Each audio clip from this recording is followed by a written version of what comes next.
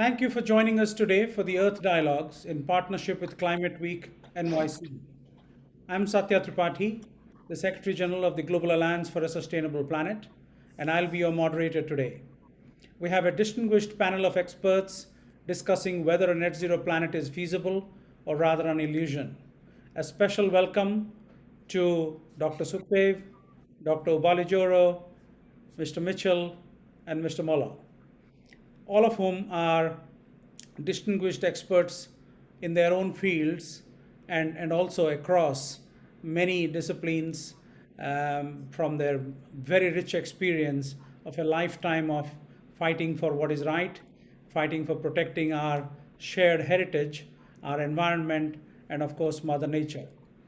Each of our speakers will have the floor for about 5 to 7 minutes before we move on to the interactive discussion.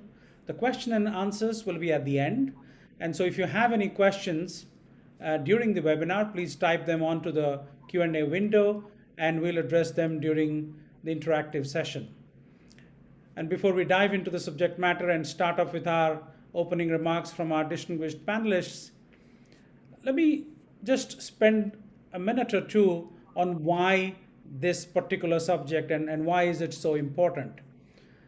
Of course, the IPCC defines net zero as the process by which countries, individuals, or other entities aim to achieve zero fossil carbon existence.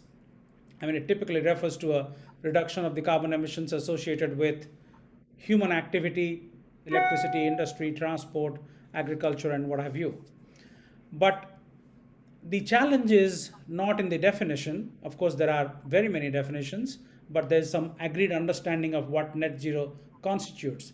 The challenge is in what we promise and what we deliver. And that has been a challenge for a long time in the climate space.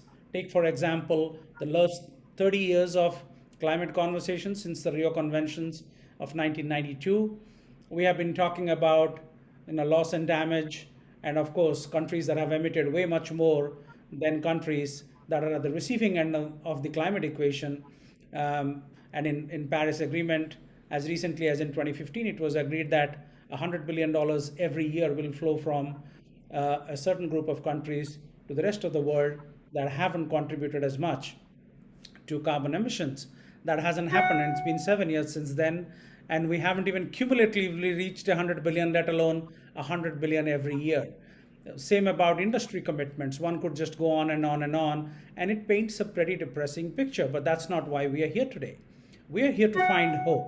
We are here to see where the promises are and how we can realize them in support of our own species, of course, but the rest of the 8 million species that inhabit this planet and then the planet itself. So let me start by inviting Dr. Pavan Sukhdev to offer his opening remarks. I'm not going to offer any introductions for any of the panelists because they're very well-known personalities in their own fields. And let us save time on that so that we can have more time for the Q&A. Pavan, the floor is yours. Thank you so much, Satya.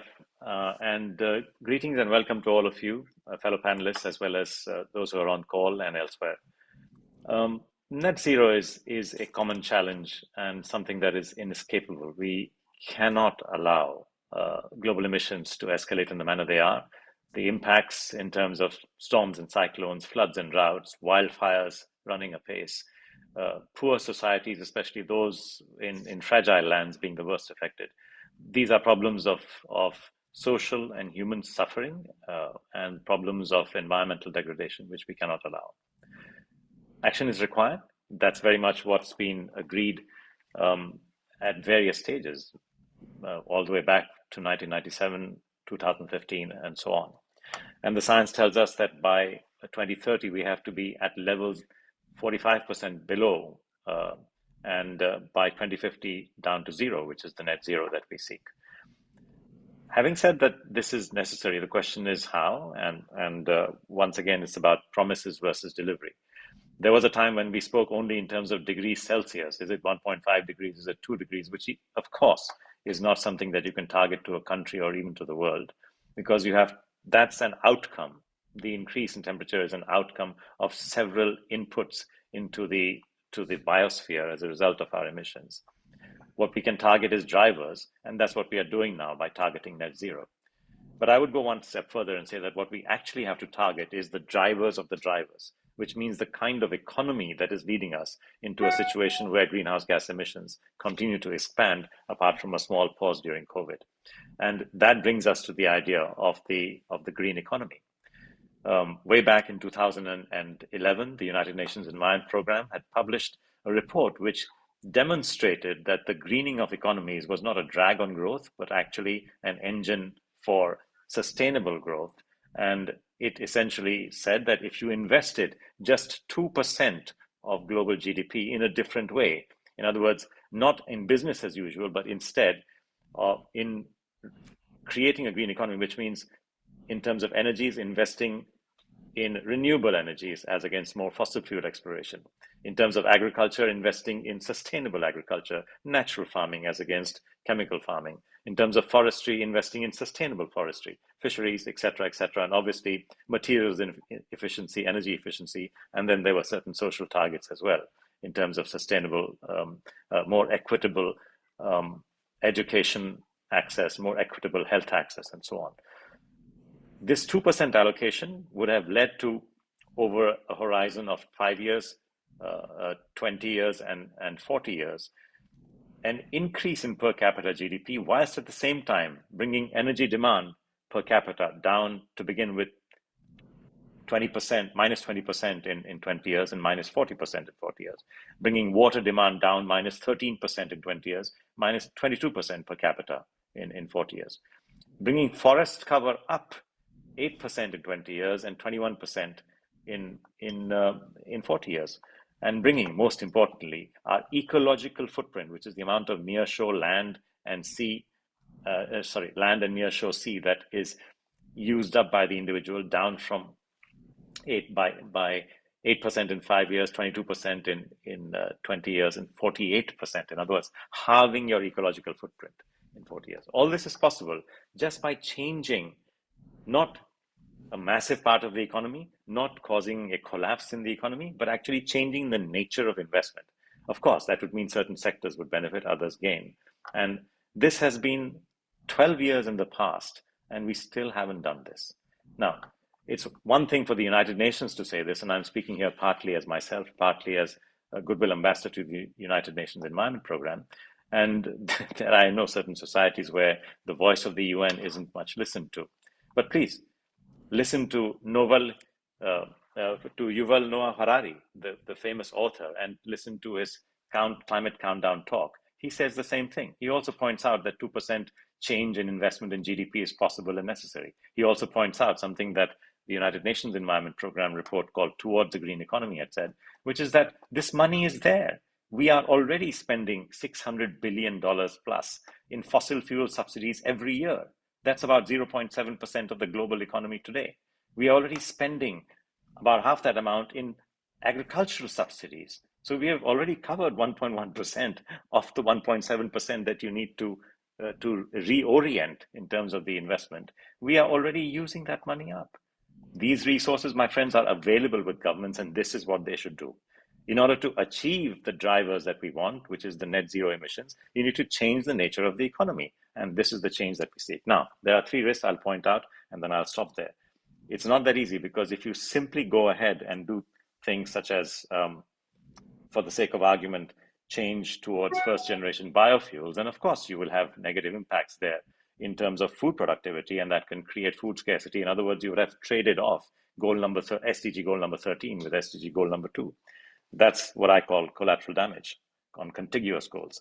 Or you could ignore social equity and forget that actually the responsibility of action is different depending on who you are. Poorer and developing countries need more space than do developed countries in order to be able to move towards these targets. And last but not the least, there's also the issue and the risk of leakage, which is that you may, for instance, run for the afforestation benefits, which are huge. Afforestation and coral reef and seagrass cover growth is a huge way of absorbing carbon quickly. But of course, there is a risk that afforestation in one place can lead to deforestation in the other, and that is called leakage. So one needs to worry about collateral damage, social equity, and leakage, of course.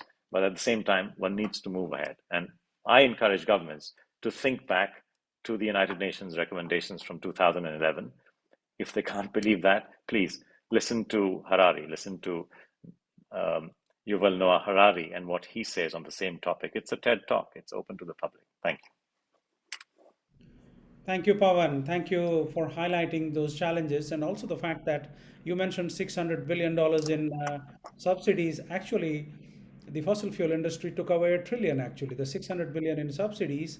And in last quarter alone, they made $100 billion additional profit above their normal profit. So that adds up to another $400 billion over a year of untold human suffering and misery.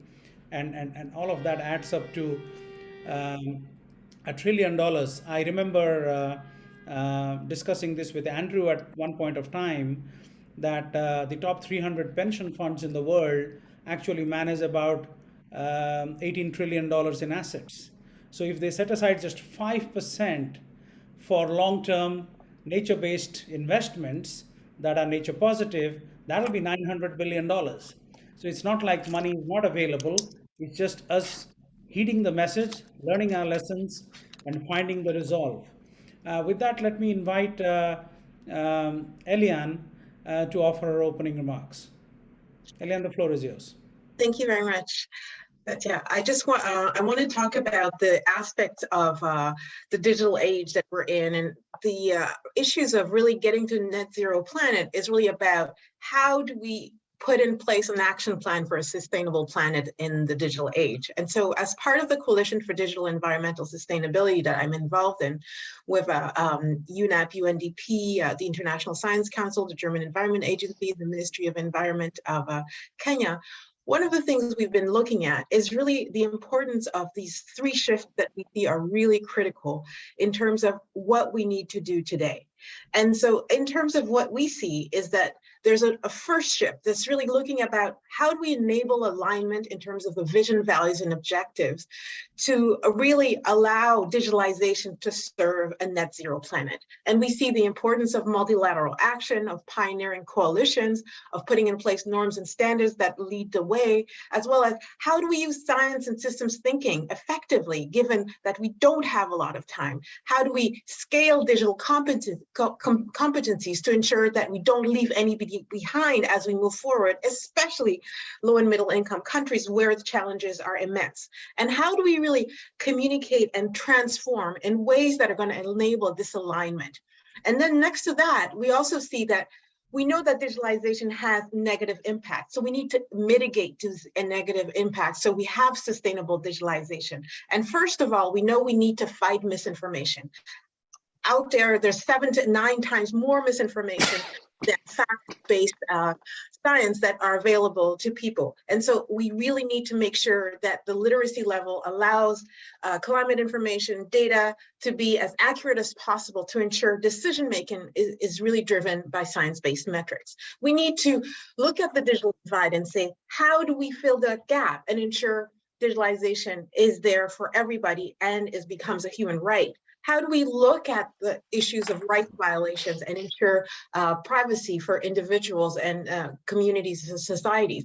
How do we look at sustainable consumption and ensure that as digitalization scales, that we're not creating more of the same problem? How do we look at the material base and ensure that where the resources are coming from transparently in terms of the value chains, that we ensure that there are negative impacts that are happening socially? And of course, how do we look at energy and emissions within digitalization itself? So that's the second shift we see that's really critical. And the third shift is we need to accelerate innovation for digital sustainability. We need to build knowledge commons that we can all contribute to, that allow everybody, no matter your means, to be able to access the knowledge you need towards action. We need governance breakthroughs that are going to allow this enabling communication top, bottom up, and in all other ways. We need green digital just transition to really support sustainable consumption, and that also encourages sustainable circular economy with the types of investment that Pavan was talking about in terms of how do we shift those investments.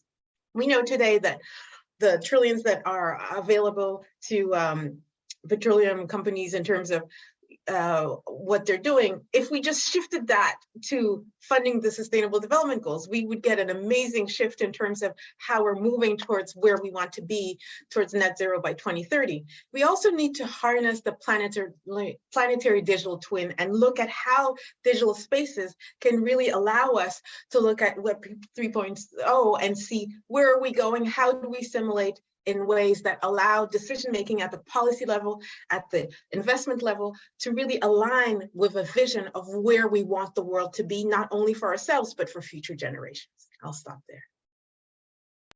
Thank you, Éliane, for so eloquently bringing together the diverse spectrum of issues around the digital age and how it can both aid and abet the climate transition. It is also important to keep in mind for our audience that that meeting the climate challenge is no different than meeting any development challenge. It is the same. And there are poor people that will have no resources, no seat at the table. There will be gender issues, and then there will be issues of the haves and the have-nots, and most importantly, there will be issues of countries not having a say because they have too many challenges. We recently saw in the Caribbean especially, which were, most of them were middle income countries. But as soon as COVID struck, because they're so much driven by tourism, the entire economies collapsed and they can't even borrow because they are middle income countries. And so you have to have a different conversation about if and how they can actually sustain their economies. So all these problems come front and center when you're talking about the digital divide. Half of the world literally has no access to internet or even smartphones. If you take smartphones, that number grows even more. The divide is even bigger. So thank you for bringing that out so well, Éliane. Let me now turn to Andrew Mitchell.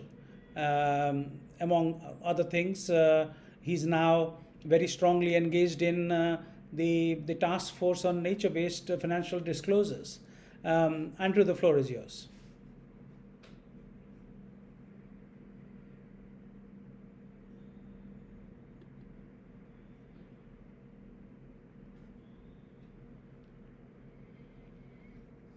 Andrew, please unmute. Unmute Unmute. Andrew's. There we go. Apologies, everyone. So thank you, Satya. Thank you for giving me the opportunity to speak to everyone today. I just think I'm going to make one point in these few minutes, really, or one theme, and that is that I've been working at the front line of conservation most of my life. I used to work extensively in tropical forests, and I've had the good fortune to see nature as it should be. And what I've witnessed is nature as it should not be over my 40 years in this watching the destruction of nature. And what we've now realized with more and more data reports and everything is that this is going to lead us to an undermining of our global economy. And I used to, I joke sometimes, I used to start out hugging trees, and now I hug asset managers and bankers. And the reason for that is that it's all about the money. If we don't fundamentally change the movement of money, I believe that we will continue to finance ourselves into extinction. So when you're looking at large banks or large pension funds, we have to ask, why do they still go on financing the destruction of nature or financing the destruction of our atmosphere? And the point I want to make is that they're using the wrong dashboard to make these decisions. If you look inside a Bloomberg terminal or perhaps a Refinitiv terminal, it is data providers like this that are governing the majority of financial decision making in the world. And when I first started looking inside these, say 10 years ago, it is remarkable to see how much information there is on financial capital, but there is almost no information on natural capital. So when you make a decision to buy or sell, the impact on nature or our atmosphere is simply not recorded. And you've seen them all on television with lots of screens all around them. The data, the graphs, the pie charts do not include information about the impacts of financial decision making on our natural world. And as a result of this, we have continued to live in a world of false prices, if you like. So let me give you an example of that. When you put a gallon of fuel or a liter of fuel in your car, the cost of destroying our atmosphere is not included in the price of that fuel. So it looks cheap. But if you bought, say, as I run a car on cooking oil, the cooking oil is 40% more expensive than the normal petrol. But the cooking oil isn't destroying our atmosphere and produces no emissions from in its production. So it actually is much cheaper for the planet. If we included all these damage costs, it would completely change our pricing. It's the same with the food that we produce. We've got used to, in many countries, to very cheap food. The supermarket and global supply chain is remarkable, but there are huge damage costs associated with that, which are not included in the price of the food. So when you buy a chicken for a few dollars in the supermarket, it might have come from the other side of the world. The true cost of that chicken is actually very different. It's probably not a $2 chicken, it might be a $10 chicken. Now, how do we deal with all that? How do we bring it together in a new kind of dashboard? And it goes right back to GDP, which Pavan was mentioning just earlier. GDP measures everything we produce and nothing we protect. So again, it gives us a false impression of how good our economy is doing. If we're destroying natural capital to boost our economy, in the long term, that won't work. So these are the sorts of fundamentals now that we're beginning to grapple with in the global economic system. And what I'm intrigued to see is how central banks are really starting to pick this up. These are the high priests of our global financial system in every country. The financial system answers to the supervisory authorities that govern them. And they are beginning to realize that degrading our atmosphere, degrading the natural world will undermine our economy. 44 trillion of our economic output is dependent largely or moderately or highly on services from nature, according to the World Economic Forum. So that is why I got together with others and to create the task force on nature-related financial disclosure, to try and create this new sort of dashboard. We have one for climate with the TCFD, the Task Force on Climate-Related Financial Disclosure. That's helping businesses to come to terms with reporting and disclosing and then managing down their climate emissions. We need a similar one to do everything beyond carbon for nature. And that is what we're crafting with the financial sector, with the corporate sector, and many, many scientific experts around the world. And it'll produce its final framework in September next year. I hope that that might give us the beginnings of a dashboard for nature, which will allow us to realign the flows of money. And particularly, we also mentioned subsidies just a moment ago. Think of this statistic. Governments spend about 150 billion a year protecting nature around the world every year. But the value of the subsidies that are destroying nature are at least 6 to 7 times greater than that. So even if we doubled all the money that governments spent protecting nature, it wouldn't come close to defeating the subsidies that are causing the harm of nature, either to fossil fuels or our food system. So we fundamentally need to grapple with these issues. We need a much better dashboard for seeing what's good and what's bad and how to price things differently. Thank you. Thank you so much, Andrew. Just to add to what you pointed out, that was just about subsidies, but if you also add the investment that the private sector makes in destroying nature without understanding very much the implications of their investment decisions, that number would go up to 40 times of what is available to protect nature. And so that's quite an uphill battle, but we are indeed grateful to the work that the TNFD is doing and as well as the TCFD to bring information front and center.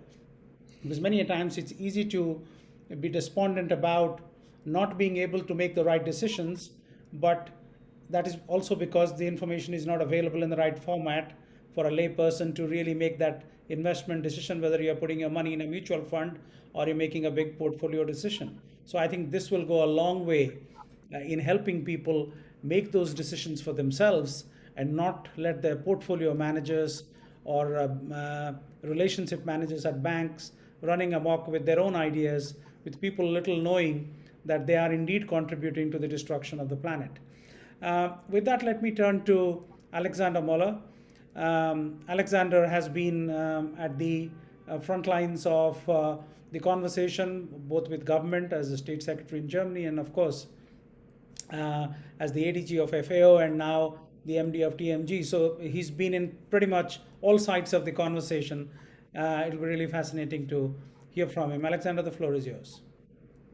Thanks a lot, Satya, for introducing me. Good evening from Berlin to my friends and colleagues on the panel, and of course to the people in the audience. I would like to support what my colleagues have already presented from a very specific perspective, from the perspective of the global food system. And here I'm convinced that it is not only urgent, we are overdue in trying to find new solutions. In the fight against hunger and in the fight against climate, we can see in the last decades overpromising and under-delivery at the same time, from governments, states, but also from people and also from private sector who are interested in maintaining the business as usual. Let us not forget that there are always winners when we produce losers on the side of people and on the side of the planet. It has been expressed by my colleagues. What I can see, and this is really very worrisome, is that global food security is at risk, because what we see is that we have the intertwined impacts of the 4 Cs: climate, COVID, costs, and conflicts. And this is a reality for many people in the world, including in middle-income countries. And if these intertwined impacts continue, we will see a food situation, the situation of global food security, which we have not experienced over decades. Let me explain it. COVID is not over, but COVID has already, over 2 or 3 years, impacted global supply chains. This led to increased prices. We can see that the conflict, the war in Ukraine, has not allowed Ukraine to export wheat and sunflower oil. Russia is not doing it. And more important, fertilizers. I'm not a friend of fertilizers, but the global food system is addicted to fossil fuel-based inputs. And we see now that the high prices for fertilizers will have a huge negative impact on the yields and on the harvest in the next years. This might really become a catastrophe.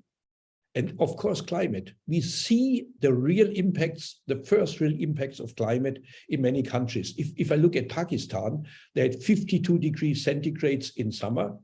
Now they have huge floodings, and there are reports that they cannot put seeds on around 30% of their fields. This will have a huge negative impact.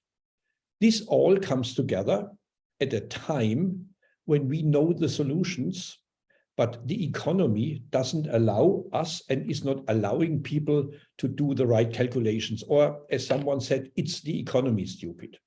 And therefore, I think we have to, in times of a crisis, link crisis management for food security with a longer-term transformation of food systems. For me, linking crisis management and transformation is important, because otherwise, in times of crisis, activities, measures will be taken that will make the situation worse. If the yields in developing countries go down, the first call is more subsidies for fertilizers, more subsidies for fossil fuels, because poor people should not be hungry. And of course, we have to find our own answer. My answer is the rich countries in the world, like my country, Germany, and all of the industrialized countries, they should make a strong promise.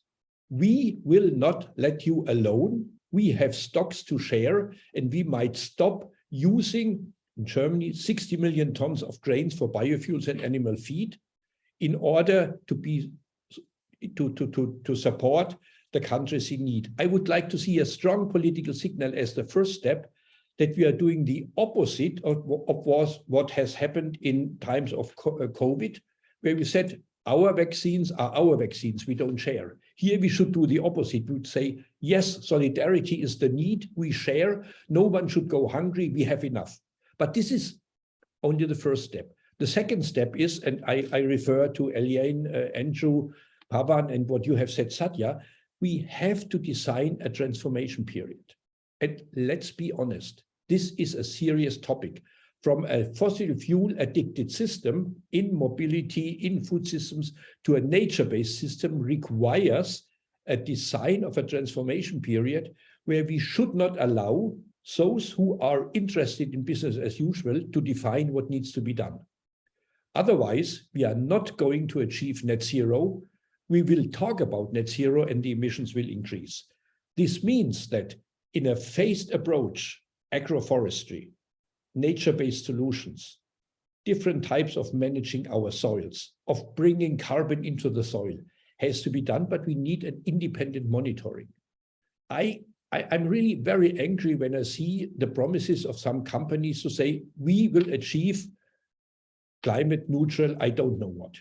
They never deliver any evidence that they are really seriously going to do it. And on the other hand, if you look into their annual reports, the revenues of the 4 biggest commodity traders in the world have skyrocketed. There are profits in the energy sector, all linked to fossil fuels. And therefore, we have to design a transformation period starting with the current crisis, applying what we know, invest in research, such as agroforestry, nature-based solutions, and others, but have, and this is my end, a very clear system where we look at the true costs of our economy. As long as we allow that companies say, we have to produce cheap food, and we know that this cheap food is incredibly expensive, we will not make the global turnaround that is needed. People currently pay for food 4 times: in the supermarket, in paying for environmental damage, with their health, and also with the destruction of social structures in rural areas. And if we make very clear that true cost accounting, that investment in nature-based solutions, we need digital, reliable digital solutions. If we cannot counterbalance the narrative, I fear, and I'm coming back to my first sentence, overpromising and under-delivery will continue, and those who are interested in business as usual will gain, and poor people will suffer a lot. And therefore, I'm really happy to participate in this discussion. Thanks a lot, Satya. Thank you, Alexander. The fact that poor people will suffer needs no emphasis, in the sense that it is already happening and it'll only get much worse. And the people that have the money and that have gained the hundreds of billions will actually have nowhere to spend it on. If this continues, the money will be not even worth the paper it is printed on. And that's the sad reality. If you look at this whole conversation around carbon now, I have recently taken a lot of interest in the way carbon markets are treated, and of course the technologies around carbon market, and I came across this very interesting idea of direct air capture. So direct air capture, there are a few companies, to name a few: Climeworks, Global Thermostat, Carbon Engineering, and all these companies. And so, for an example, Climeworks a few months ago raised $650 million for the technology that they have put forward, which is basically draw the carbon out of the atmosphere and you produce a reduction of 1 ton. At this time, it costs them roughly about 650 tons to remove 1 ton of carbon, whereas carbon, with all the increased prices, is selling at $20 a ton. And there are wise people on the planet that are actually willing to put $650 million into this as investment into a slice of Climeworks, which actually removed last year, and this is all information on their website. This is not imagined information. Only 3,500 tons of reduction last year. And by their own analysis, the entire industry, with massive subsidies from governments, can actually get to reducing a ton of carbon emission by $100, not $650 as it is now, by 2050, by when the planet would have literally disintegrated in the shape and form we know this. And so if you were to just take that $100 that they will achieve in 2050 and gave it to a smallholder farmer who's actually putting carbon back in the soil, also through direct air capture. Also, without any mechanical or chemical processes, directly done by nature, and puts it back, so the ecosystems come back. There will be water conservation, there will be less use of electricity, and one could go on and on about the benefits to our natural habitat. Only if we were to be smart enough to put that $100, which is being promised to us as the Garden of Eden in 2050, right now, to a smallholder farmer that has a hectare of land, that few $100, because we've done calculations that if you do it right, you could actually reduce and sequester about 5 tons of carbon per hectare, especially smallholder farmers that are engaged in agroforestry and regenerative agriculture. That could actually change the whole conversation around the planet in terms of positive nature-based solutions coming to the fore. We have a lot of questions coming in. We are indeed, of course, there are those that are signed on to the Zoom platform. Then we are streaming live across other platforms as well. So the first question is to you, Alexander. Where do you see the challenges for governments that are promising net zero by different, 2035, 2045, 2050, 2060, 2070? Where are the challenges for the governments, both in terms of policy and their own actions in terms of the people? That's a tricky question, and my answer is there is a lack of political will, and political will is sometimes a very scarce resource. It is easy to promise things without lining out what needs to be done. In my country, Germany was heavily dependent on natural gas imports from Russia. They have been stopped. Now we might really face a difficult situation in winter. We have to get rid of natural resources, and now we have to do the difficult task of, on the one hand, to ensure energy security, and on the other hand, not to get locked into new, other and wrong dependencies. And therefore, for me, designing transition periods is so very important. My friends always have the answer, what will happen in 10 years' time, but we have to start what is going to happen from tomorrow onwards with the transition period. And to be very frank, this is not easy. This is not easy, especially in times of a crisis. And therefore, it's not only what governments have to do, it's also creating new business models and a new economic environment for those who want to invest in the future of a planet and not exploiting today. Thank you. But probing that a little deeper, do you think the governments have really thought through this when they're promising that I'll do this by this year? Is there a clear understanding of what it will entail? And of course, there are some countries that certainly have the analytical ability and the technical capacity to do that themselves. What about the rest of the world? Because this is a zero-sum game. One can't do it without the other. Climate and the challenges of ensuring food security are the most globalized issues you can imagine. There is no country in the world that can alone ensure food security for their people, and there's no country in the world that can alone tackle the challenges of climate change. But by the way, this was the reason why the United Nations have been founded, for issues that are too big to be tackled even by the biggest country.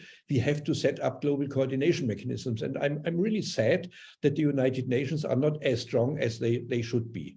And therefore, it is a question of a political debate, but alone this is not enough. I'm a strong believer, and Pavan has convinced me, that making the real costs of our economic activities visible, and this is something different than increasing prices, is a powerful tool to change investments, to change policies, and also to provide new incentives. And therefore, for me, the key driver of change is a different type of economic accounting, which can guide policies, investments, and also activities of civil society. Thank you, Alexander. I think I'll turn to Andrew now, and just pose the same question a little differently. In terms of now that the TNFD work has progressed quite a bit, Andrew, and also the dashboards that TCFD and TNFD have been able to come up with, how do we make sure that these are not, you know, tools that you choose if you please, but rather using the high priests, as you mentioned, the central banks and others to make it mandatory. And so, what processes would be needed, and how can we get there? Bringing the countries, because ultimately this is a multilateral conversation. Which we have to. I mean, the companies, of course, can be approached through their industry associations and, of course, directly as well, especially the big ones. But ultimately, to get into the realm of policy and decisions that make money flow in certain directions, how do we square that circle, Andrew? Well, thank you, Satya. I think in some ways the supervisory bodies that control our financial system have a similar sort of dilemma to governments and people, because of course you can't just simply impose new costs on food or fuel because you get voted out of office in mature democracies. So in democracies, it's extremely difficult to deal with a lot of these issues. And France is a very good example, tries to bring in a carbon tax or something like that. And you get gilets jaunes in the streets, and it suddenly becomes, the government gets very unpopular very quickly.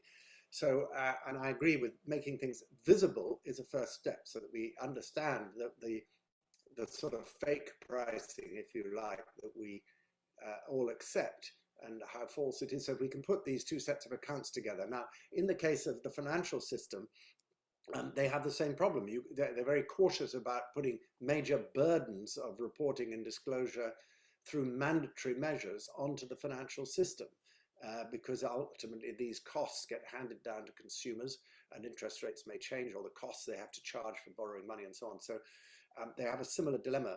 What do I see happening? What I see happening is that more and more data is coming out that is suggesting our economy is round the wrong way, and it will eventually cause our economic system to be put under a great deal of stress. And we're seeing this happening with central banks doing stress testing for climate and beginning to do stress testing for nature.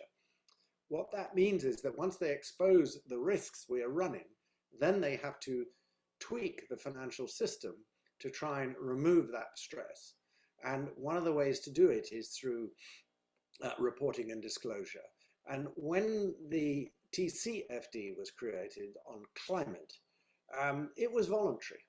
But gradually, more and more governments are beginning to say this must now become mandatory. So you have a sort of warm-up period for people to get used to the idea of reporting and risk management for climate, whilst you wait for mandatory measures to come in. Now, France, it's already mandatory. New Zealand is coming. It will be in the UK in 2025. The US is even beginning to talk about it now. It would have been impossible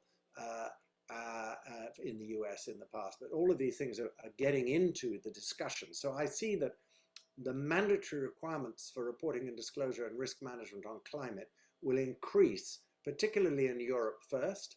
Asia is nowhere close yet. Latin America is certainly thinking about these things. So it's going to ripple out around the world. And the same thing is going to happen to nature. When our framework comes out, it will be voluntary. We at TNFD are not calling it for it to be mandatory. We're taking a sort of neutral position on that. But if you look at the Business for Nature, which is a large number of business organizations, they're going into COP15, which is going to be happening in Montreal in December, calling for mandatory disclosure on nature. In the global biodiversity framework of the COP15 at the moment, it calls for mandatory disclosures on nature. I don't know if it'll survive in the text. I hope it will. But it's all going to move in that direction. And that's the way in which we're going to have a much better dashboard, a much better understanding of our true impacts on nature, and therefore the cost of things. And that will help get the backing of consumers as well, because we have to have consumers with us. Otherwise, we can't make the change happen. And I think in money, we need to have more, a sort of democratization of money, if you like, where somebody who is putting in their money every month into their pension fund wants to start asking questions about what investments are being made. Because what's the point of a pension fund when it pays out when you're old if you cannot breathe the air and you've got no nature around? Nobody wants a pension that delivers that. So getting consumers alongside this process is also very important. Thank you, Andrew. I want to come to Pavan now. There are a few questions, but they all kind of pertain to the. I mean, of course, you wear quite a few hats, Pavan, but the one that I'm talking about is the founder and CEO of GIST Impact, GIST Advisory, and in that, so when all these things are happening, and of course you have this incredible tool that you use to do a 360-degree impact assessment. How do we mainstream all these new things that are coming on board, whether it is the TCFD or the TNFD and the whole gamut of possibilities that could then, and as Andrew rightly pointed out, you can't force it down people's throat, because we have seen many public policy decisions in the past that have been policymakers have tried to ram down people's throats, and it has spectacularly backfired. I can remember of the family planning thing in the 1980s in India, that spectacularly backfired into population explosion, literally, because these things don't work.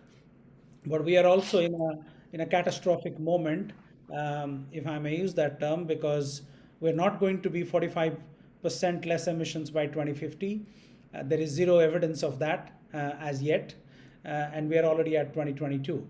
So how do we bring all of this together and use the kind of tools that GIST uses to get to the corporates, and so that there's greater realization of the damage and the challenge they have on their hands to be responsible corporate citizens of the world?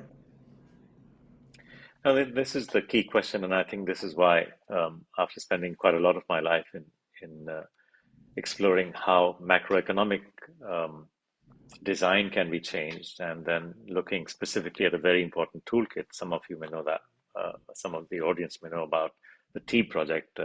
Alexander took the mantle from me and developed the TEEB approach for agriculture. How does the food system reflect externalities? My journey has brought me back to where I began, which is basically in the corporate world, to recognize that we need to talk to investors and we need to talk to corporations. Give you some simple examples. I mean, pension funds invest trillions of dollars. $35 trillion is invested by pension funds who are basically investing government money for public sector servants whose future earnings will come from there. $35 trillion is just these public pension funds. Now, the key question that I ask them is, what's the point of a pension if you don't have a future? What's the point of a pension? And of course, they have no answer. And my point to them is that, look, you need to understand the investment impact that you have. There's no point you, with $35 trillion of funds, trying to chase the world of what is known nowadays as impact investing. By the way, impact investing is fantastic. The progress of impact investing is extraordinary.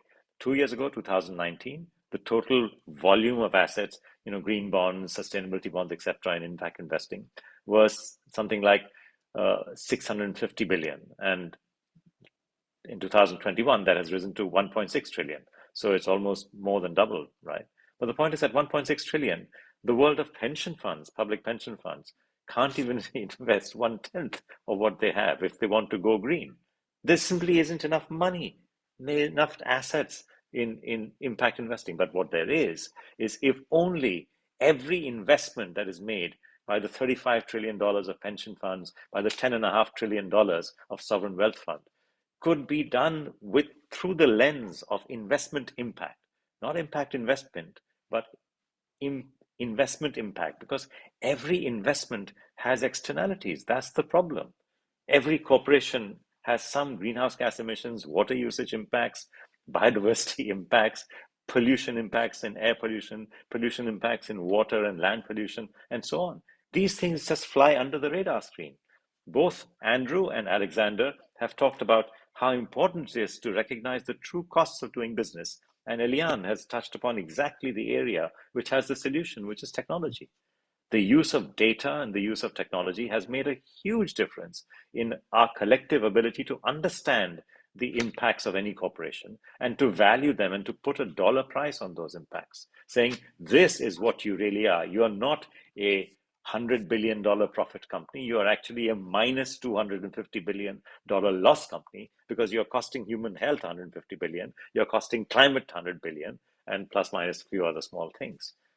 This is the way we need to report and measure performance of a corporation, not by glorifying some self-styled genius CEO because he's made $100 billion profit, but by bringing him up in the public court of opinion, saying you are responsible for $250 billion of public costs on climate and on human health.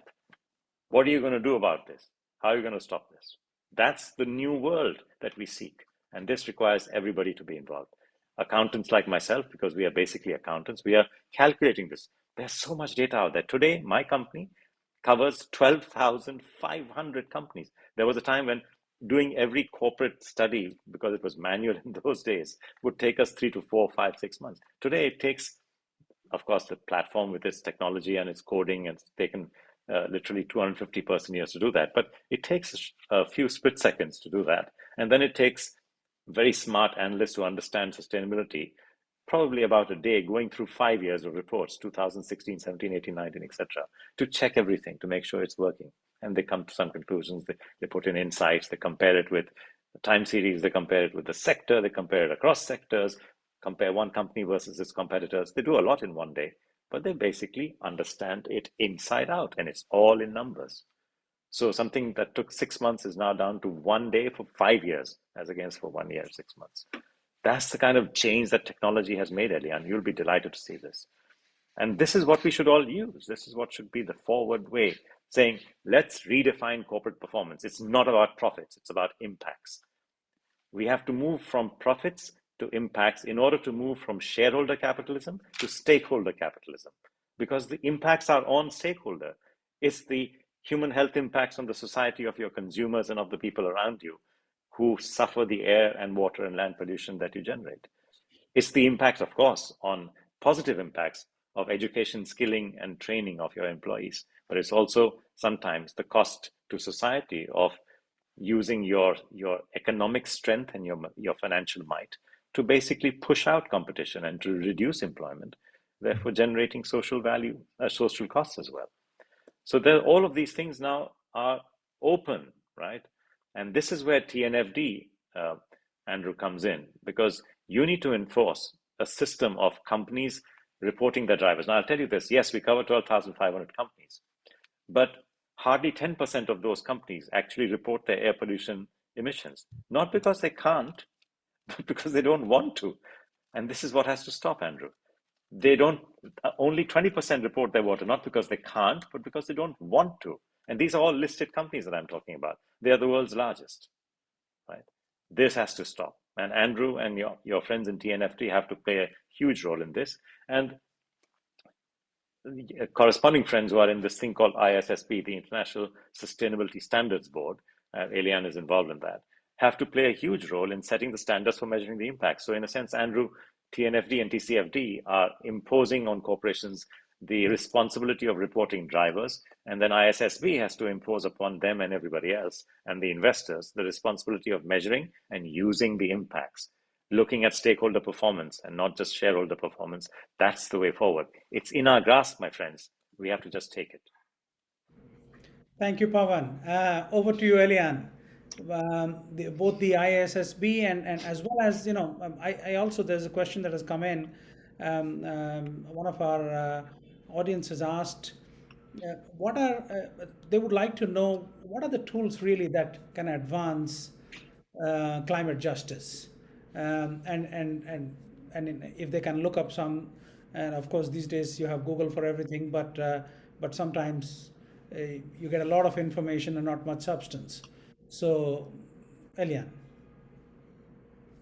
That's a lot to cover. Just to start with, so the International Sustainability Standards Board is based in Montreal, where I live, and it's been very exciting to welcome them with the community of researchers, of private sector, public sector, and NGO, in terms of welcoming them to Montreal and identifying ways to work with them. And I think one of the things we are all talking about is, until everybody has more awareness around the data, we're not going to be able to change the conversations. So we need to change the math, exactly what Pavan is talking about and doing, and ensuring that everybody has that data transparently so that we can change the rules, and then everybody has to engage responsibly and account for how they are working towards social capital, human capital, natural capital, not only just profit. And so that we have an awareness as civil society, as citizens, as governments, as corporations, as nonprofits, that we have an awareness of, are we contributing positively or negatively to any of those forms of capital? And with that awareness, we can really have a values-based system that's really going to allow us to have decision-making that is driven by holistic values across all the capitals. And in this way, we can truly change mindsets to really engage in transformative processes that are going to allow us to get where we want to get by 2030. And so this is something we all need to engage in, and this is where transparency can lead to new rules that lead to trust, that allow all of us to be more accountable and also more interconnected, in terms of knowing that everything we do will affect others in society, and we have to take responsibility for that effect. And without doing that, we cannot have climate justice. And so this is where climate justice requires literacy for all, so that we're engaging in ways where we make everybody responsible and accountable to how they are acting. And this is where it's really critical that we all realize that none of us are going to get through this alone. This is an interconnected global phenomenon that we have to collectively work together.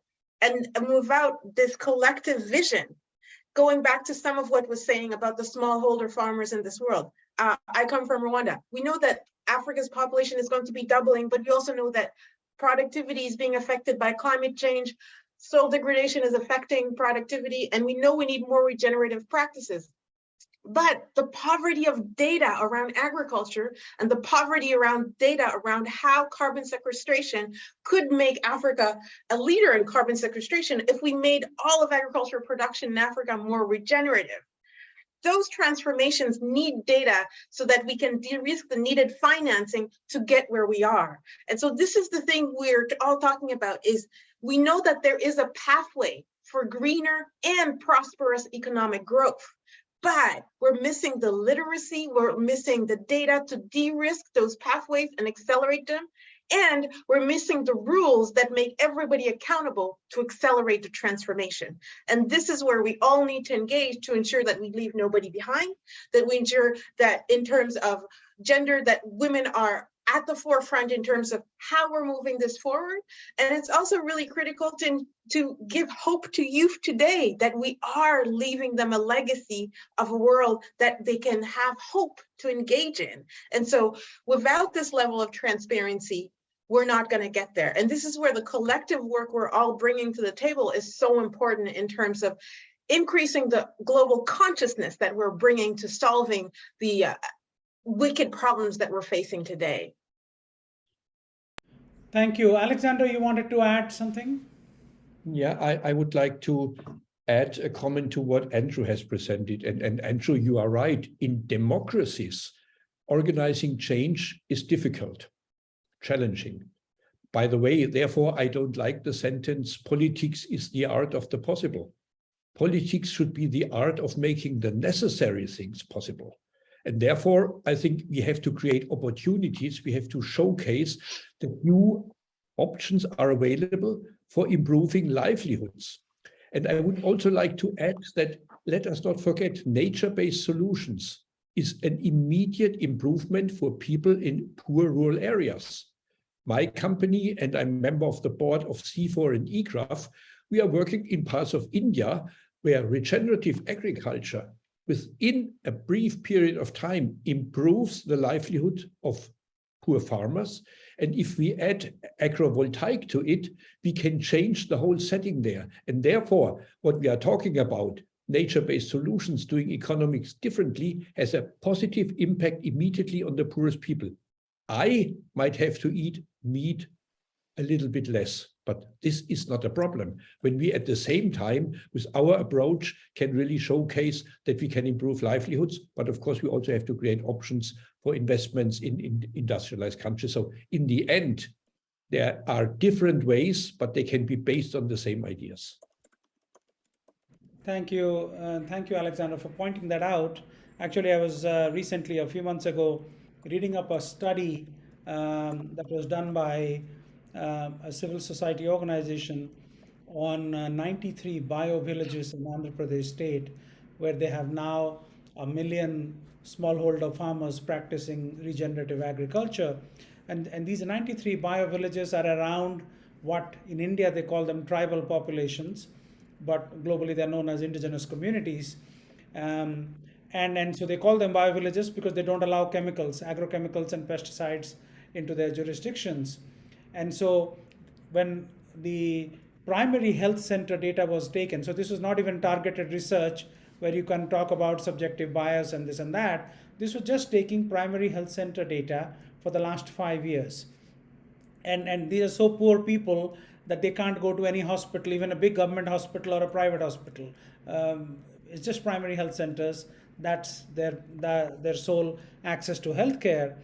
And along some major disease groups, diarrhea, anemia, cancer, you just name it, and the drop in the incidence of these diseases was anywhere between 70 to 85% over a 5-year period when they have been. And so this is also democratizing access to clean food, because when poor people can grow their food in a clean way, but in an economically sustainable way, because their life depends on it, on whatever little they can grow, they can actually, so it's not about healing the ecosystems, it is also healing humanity. So I think that's the positive, that's another big positive for regenerative agriculture and agroforestry based agricultural systems.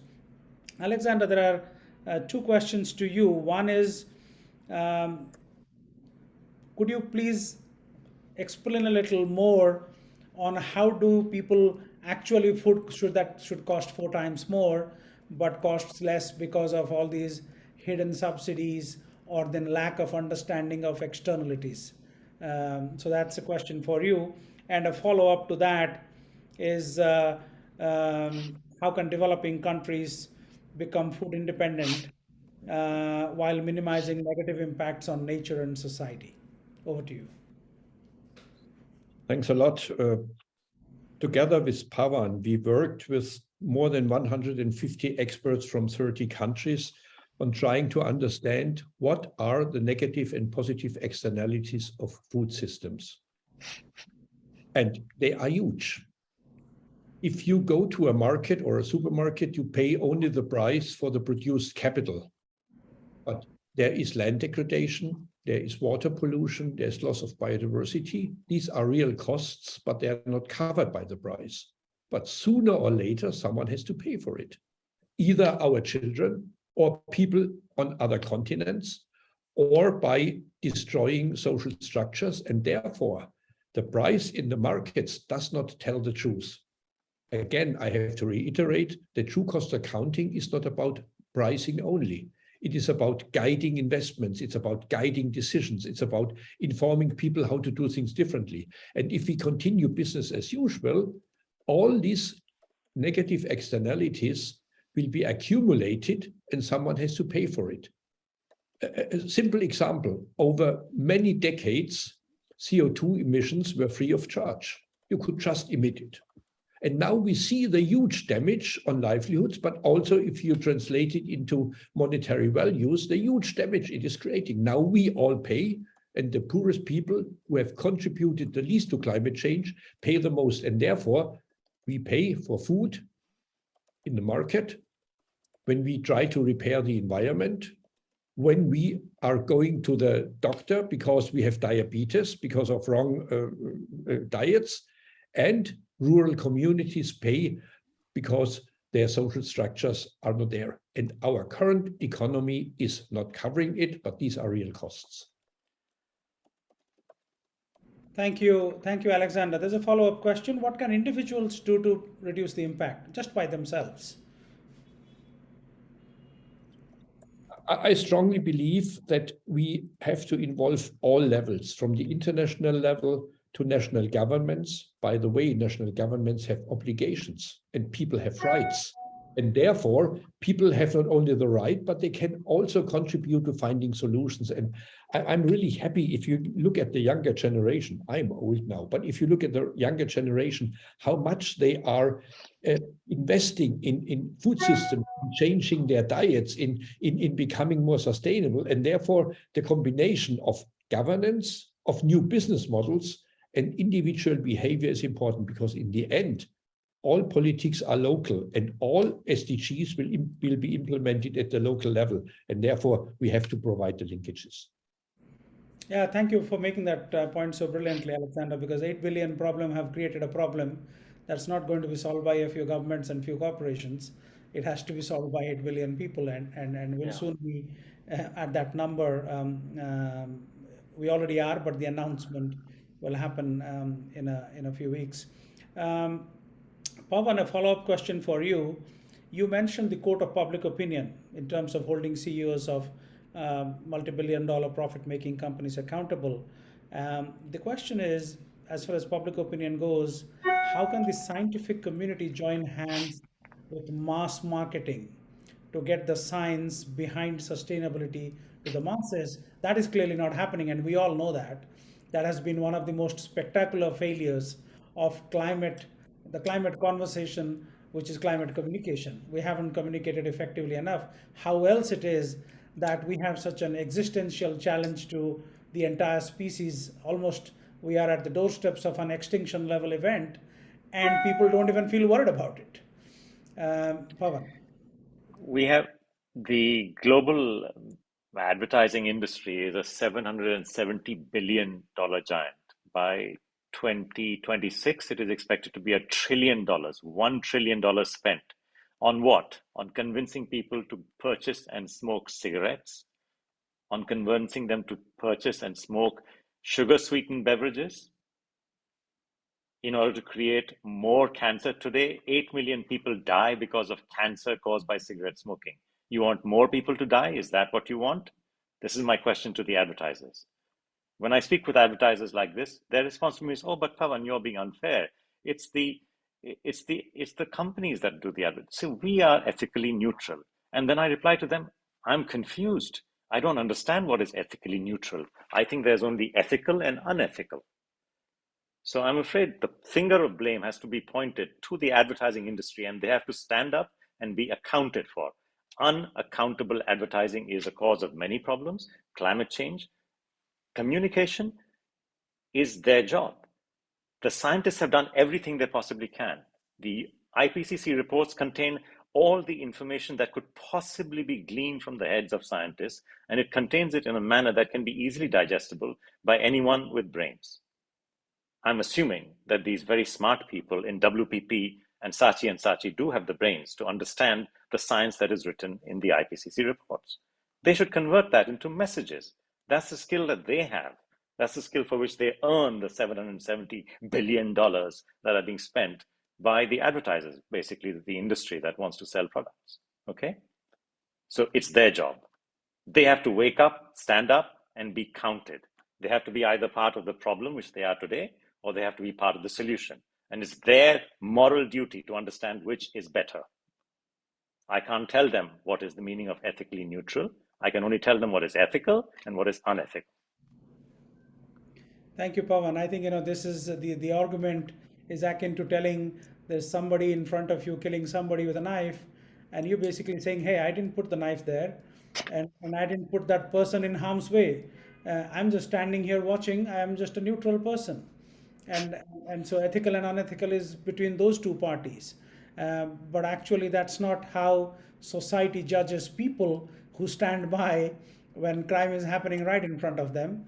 But we judge corporations and entities with influence very differently because it's just removed from that individual level to a mass a level of mass influence.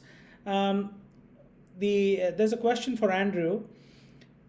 Conserving our natural resources, Andrew, both plant and animal life is critical. And you're someone that has been at the forefront of that for the best part of your life. But are our conservation efforts at this time anywhere near adequate? Can we find a conservation silo? Um, what do you think? What can we do better? Well, our conservation efforts, of course, have not been working. We have made progress. We have a good system of national parks. We have a public that's, at least in some parts of the world, educated about the value of the services nature provides. Not the intrinsic value of nature. I think that's very well understood, but the value of the ecosystem services nature provides and how it underpins our economy, that's not well understood. We have a situation where, for example, in the climate solutions, the package of measures that our governments and finance follows to fix climate change, well, about 40% of the opportunity is in what they call the AFLU sector, which is agriculture, forests, and land use. And that only gets about 3% of the money. So there's a huge mismatch in understanding what nature can do for us, not only to solve the climate problem, but also to keep our Earth safe in other ways. And I think there is a lack of education there in government and certainly in the investor community.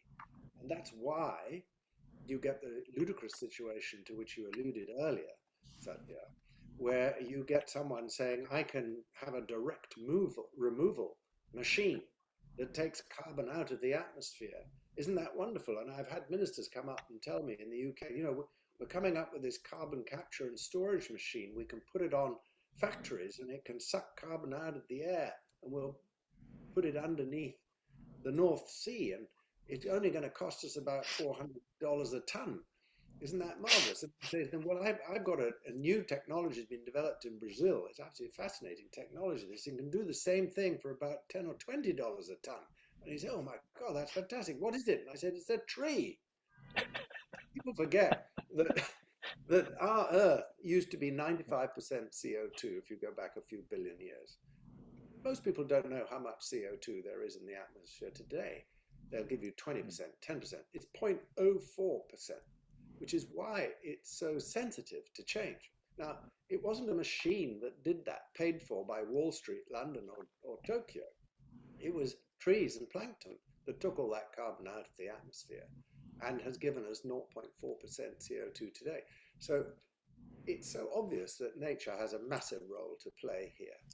It's not well understood. I totally agree with Pavan. If we can get advertisers to get behind that message, and we need that message to come through very strongly in the climate COPs. I can remember when I first started negotiating in the climate COPs back around 2007, and you said, nature, you know, you've got to stop the emissions coming from nature, meaning agriculture, you've got to stop the burning of forests, you're never going to win the fight for climate change. And guess what? These forests, these agricultural landscapes can actually store and suck carbon out of the atmosphere. And the reply of many negotiators that I spoke to was basically, we don't want that green slime in here. The reason they said that is because they were people who dealt with factories, transport systems, aviation. They simply had no knowledge of what nature does to keep our Earth safe. And so I think there's a very big opportunity when people ask, well, what can we do better? Well, of course, we can protect our existing and remaining forests. And people, one of the big goals that may come out of COP15 is that we should have 30% of the Earth's surface protected by 2030 and 50% protected by 2050. These are big, powerful goals. But I think another one that I think is smallholder farmers that we've been talking about could be transformed into carbon capture farmers, and this could be where the transition and the economic transaction that can happen with the poor, because if we can get away from high input agriculture in vast areas of our world, we can transform our land into regenerative agriculture that sucks carbon out of the atmosphere and still produce good food without the need for all these inputs. It's a massive business opportunity. And I'm wondering whether the world's big agricultural banks and development finance institutions, Pavan talked about 10.5 trillion in sovereign wealth funds, for instance, and development finance, could be harnessed to get that message across and begin to see how their lending can move away from traditional sorts of industrialized farming, which is moving ever down a dead end, and into new regenerative agroforestry, smallholder orientated farming, and subsidy realignment and so on, which is a massive opportunity to suck carbon out of the atmosphere far more cheaply than some of these industrial processes that are being proposed. Thank you, Andrew. There's a question for Éliane. You mentioned transparency in the digital age being a key component. Could you please elaborate how it can aid the transition to net zero? Yes, so some of the things we've all been talking about is the need for basic literacy level to ensure that people are working with the right information. The 21st century is really more of a biological ecosystems interconnected space. The 20th century was very manufacturing, engineering, very linear.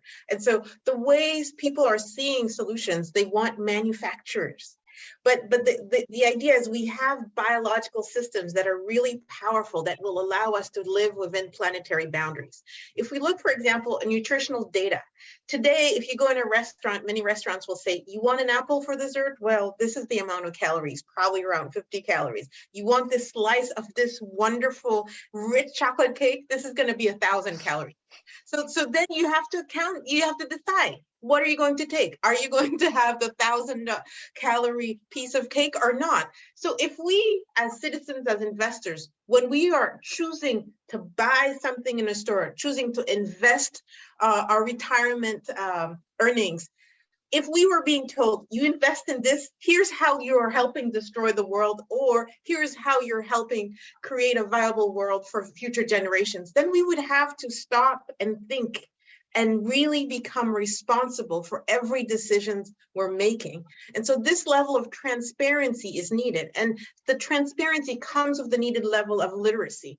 I live in Canada, where we have a major political party that doesn't really believe in climate change. So, we live at a time in the world where basic climate literacy is below what we need for urgent action to happen.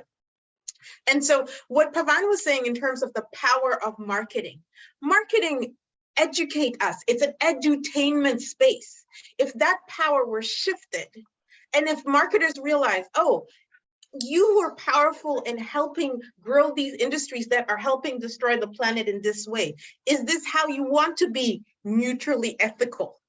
So then we see data in front of people where they have to account for their actions. And this is where transparency is so needed, and will also create the needed trust so people stop going towards political systems where they're looking for a savior and are voting for candidates that are not going to be contributing to their well-being, but are creating a mythological father figure that they think is going to save them. And it's really about realizing that every action counts and we are all in it together, and that we need to elect leaders that understand that level of interconnectedness and not try to be saviors and turn out to be very dangerous leaders. And so this is where it's so important that we scale that literacy, that we scale the transparency, so that global and individual accountability help us accelerate the mindset shift,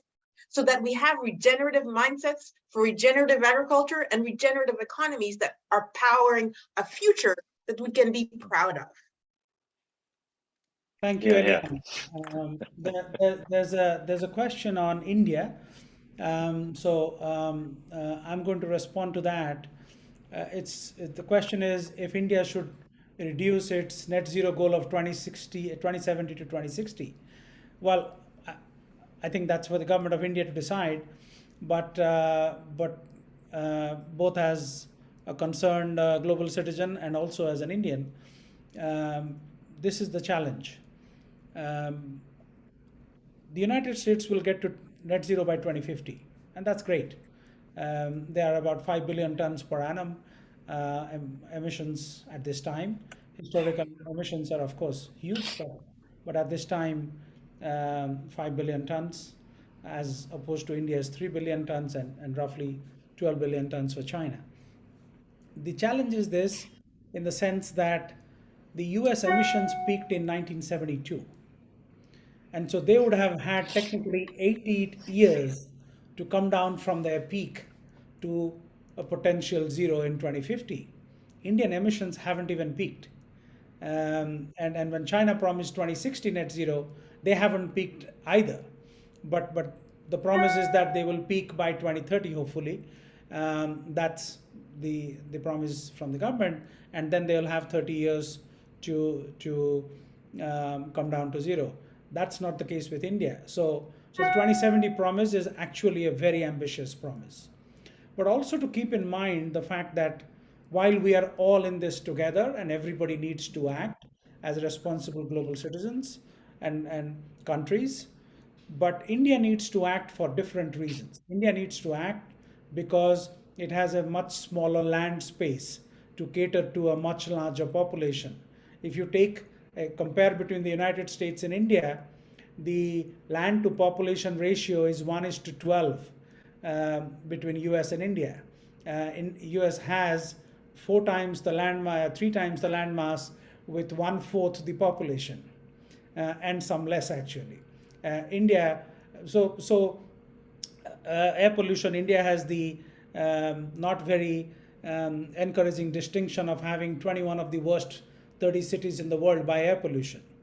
And if you take it to the worst 50 cities, that number only grows even more exponentially. That's not any distinction to have. And so the population pressure, the pressure on natural resources, and everything else, and the limited availability of potable water across the landscape, all of it, and the fact that it is still a low-income country, despite the fact that we were celebrating only a few days ago, we've overtaken the United Kingdom in terms of GDP, but United Kingdom's GDP is for a much, much smaller population, almost less than 5% of what India's population is. And so that's no comparison. Of course, for some people that might be a very useful comparison, but from a human development index perspective, that doesn't show much. So I think the challenge for India is very different, very complex. So India should do the best it can for its people. But the fact that, as Pavan often talks about this, the ideal footprint being 2.1 tons per capita, India's per capita footprint is now 1.9 tons. So if we all have to get to 2.1, what is the case for India to actually do more as opposed to the United States or China or the European Union and others? But by itself, in and of itself, India needs to act as a responsible member of the global community, but more importantly for its people.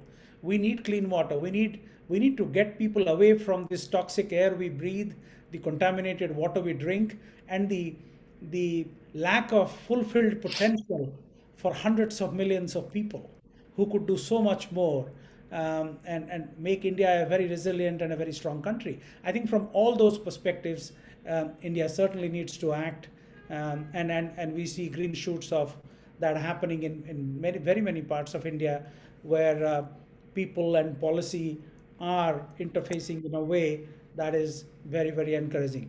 So before we're coming to an end of this very engaging and fascinating conversation, but before we wrap up, let me put this to you. I mean, in the net zero transition, subsidies are going to play a very big role. They are playing a very big role, as has been mentioned, whether it is fossil fuel subsidies or agriculture subsidies and all. How can subsidies become a force for good? So each one of you, 2 minutes each. Let's start with Éliane. So, for me, it's really the focus on agriculture and how do we reward smallholder farmers that feed 75% of the population on the planet. We really have to ensure that transition that we're seeing beautifully done in Andhra Pradesh happen everywhere in the world to empower farmers to not only produce healthy food, but also become carbon farmers so that they're getting a dual income that is helping us feed the planet, but also helping us sequester carbon for future generations. We think about the floods that have been happening around the world, the fires that have been happening. What we forget to mention is that carbon is not only important for carbon sequestration, but it's important for flood management, it's important for moisture management, and those are really critical elements in terms of how we fight climate change. And so that critical element of ensuring that we have food systems that are net positives in terms of nature coming back, that are net positive in terms of carbon sequestration, and that allow us to feed a growing population around the world are all critical elements that really are going to be foundational for moving towards a net zero planet. Thank you. Thank you. Alexander? We are currently using 7 units of fossil fuels to produce 1 unit of food. Isn't that crazy? At the same time, fossil fuels are subsidized by 1 trillion. This is an economy that can only lead into a disaster. And therefore, I really appreciate what you have presented, Satya, what is happening in Andhra Pradesh, because they are presenting that a different model of agricultural productivity is possible. And it is successful, and it's good for the people and the planet. And therefore, we should lobby, and here true cost accounting plays an important role, for putting the real price of our economic activities, the real value on the table to guide decisions and to guide investments. Getting rid of subsidies is incredibly difficult. So we have to repurpose them. I would never talk about getting rid of subsidies for fossil fuels or the 600 billions for agriculture. We have to repurpose it for the benefit of people and the planet, because we need support. We need political support. And this is a fight. And therefore, debates like we are having, while acknowledging that this is not going to happen overnight, it needs a transition period, it needs data, it needs people, it needs democratic engagement is so important. But we should not allow, and this is my last sentence, that people and companies who are interested in business as usual define what means net zero, because this is like the tobacco industry telling us that smoking is healthy. Thank you. Thank you so much, Alexander. Andrew?